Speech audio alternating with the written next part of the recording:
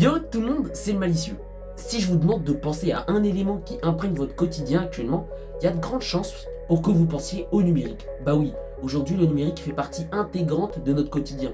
Et beaucoup de gens l'utilisent d'ailleurs à profit, tout simplement pour gagner leur vie. Certaines personnes qui vont créer des sites, d'autres qui vont vendre des formations douteuses. Et puis t'as certains innovateurs qui vont carrément l'utiliser pour faire du divertissement. Et en parlant de divertissement, à l'heure actuelle, les influenceurs, ils ont la fame. Ce qui pousse d'ailleurs beaucoup de personnes à mépriser cette pratique.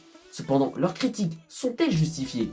Et leurs avis sont-ils bien fondés? Parce que pour beaucoup de gens, un influenceur, c'est ça. Un attardé qui gratte les aides de l'État et qui est pas aimé. Alors, t'as jamais été aussi loin de la réalité. Parce que l'un des problèmes du métier d'influenceur, qui doit littéralement t'obséder avant chaque début de tournage, ces paramètres qui vont faire la différence dans une vidéo, si c'est un banger ou si à l'inverse, c'est un pur déchet, radioactif en plus, c'est dans le tournage. Et attention, le tournage c'est composé de plein d'éléments qui, mis bout à bout, peuvent tout à fait propulser ta vidéo parmi les tendances, au contraire à la plomber, si c'est bâclé. Tout d'abord, on a le lieu de tournage. C'est-à-dire lorsque tu vas tourner une vidéo, comment tu vas disposer ton éclairage, comment est-ce que tu vas captiver ton public, est-ce que tu vas mettre un poster, une affiche, des LED, On s'inspire des meilleurs ici. Mais c'est très loin d'être le seul élément qui prend la tête un peu dans la réalisation d'une vidéo. Parce que ensuite, le deuxième pilier dans le tournage, le fil directeur en fait, c'est clairement cet aspect du tournage qui va permettre de rapporter le maximum de bénéfices. Car sans cet élément, ça va être compliqué de faire de ta vidéo la masterclass qu'elle pense être. J'explique simplement. Parce qu'un viewer mate une vidéo YouTube, à quoi il prête attention à votre avis? Eh bien à l'écriture, au scénario. Elle doit être bien rédigée, doit être sculptée, poncée, comme jamais en fait. Il n'y a pas d'autres options. Une vidéo YouTube se doit d'avoir un bon script. Chaque youtubeur fait comme il veut, mais les scripts doivent contenir les éléments qui vont suivre, car sinon, ils ne ressembleront à rien. Premièrement, il doit être dynamique. Le script, clairement, c'est fait pour maintenir le spectateur. Il doit le maintenir, il doit l'appâter, l'hypnotiser. Pour ça, le script doit être dynamique. Plein de cuts, d'effets de montage. Oui, clairement, je suis en train de me citer, mais en même temps, qu'est-ce que tu veux? Faut bien rentrer le watch time. Mais ce n'est pas le seul point.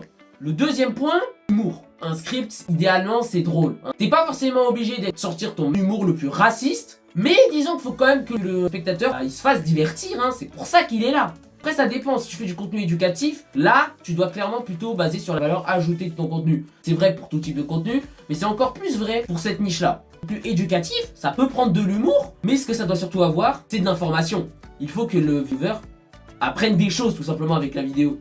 Alors dans le divertissement comme moi par exemple, script, ça doit être bien gaulerie, bien dosé surtout, bien organisé en fait, pour faire en sorte de maintenir le viewer. Je me mets à votre place, je sais que vous n'allez pas avoir l'attention 100% focus. C'est tout à fait normal, mais l'objectif c'est simplement que vous restiez quand même sur ma vidéo. Il faut avoir recours à une technique simple, ne pas dire l'info tout de suite en fait.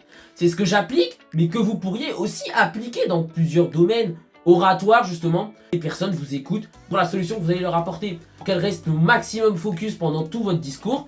L'information clé, vous la gardiez pour la fin et que vous ne la dévoilez pas au début. Après le script il est défini par quelque chose d'autre qui est très important également. Quelque chose qui va définir le public même qui regarde ta vidéo en soi. Ce paramètre divise les niches des vidéos et différencie les thèmes.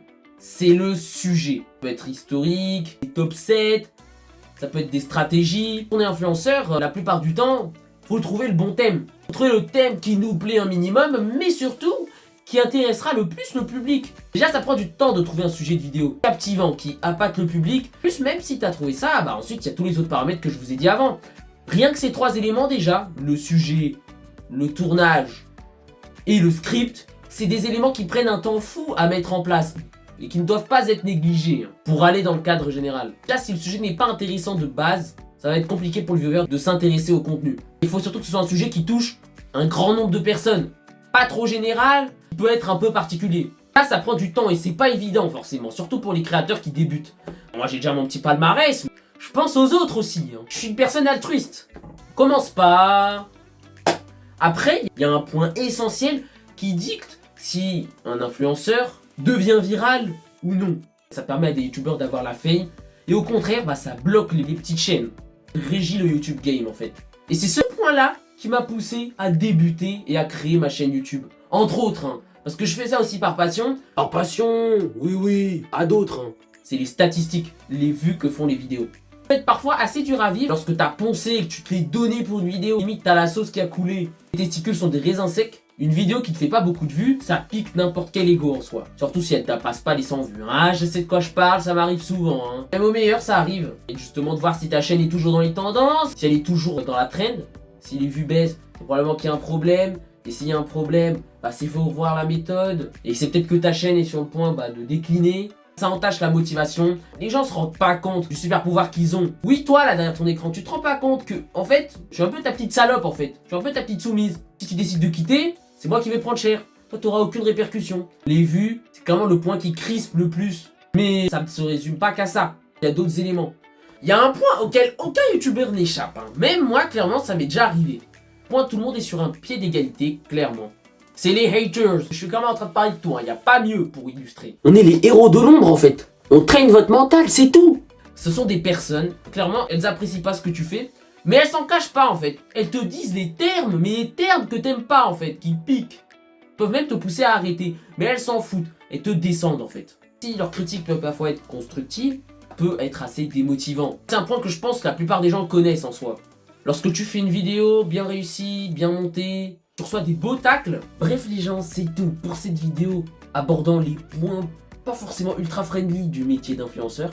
J'espère qu'elle vous a plu. Si elle t'a permis de poser un regard et une approche différente concernant cette pratique et d'annihiler tes préjugés, n'hésite pas à me le faire savoir en commentaire et à partager cette vidéo autour de toi, aux attardés qui veulent rien entendre. Bref les gens, d'ici là, portez-vous bien et moi je vous dis à la prochaine.